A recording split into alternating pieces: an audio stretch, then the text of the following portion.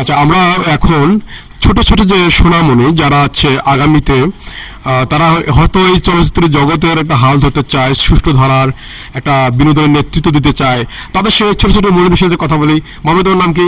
দেবস্মিতা ভৌমিক। তুমি এখানে নৃত্য দেওয়ার জন্য এসেছো? ইয়েস। আচ্ছা আচ্ছা, তোমার ইচ্ছা কি, তোমার ভবিষ্যতে ইচ্ছা কি, চিন্তা কি, যে তুমি ভালো কিছু করতে চাও, নাটক করতে চাও, কিছু করতে চাও? মানে বড় হয়ে নাচের শিল্পী হবে। নাটক শিল্পী হবে? তোমার নাম কি মামনি? প্রীতি রায়। আচ্ছা, তুমি কি বড় হয়ে কি করবে? তুমি আমি নৃত্যশিল্পী হতে নৃত্য চাই। শিল্পে পড়াশোনার পাশাপাশি এটা করবে, তাই না? আর তোমার প্যারেন্টস কে, মা কে?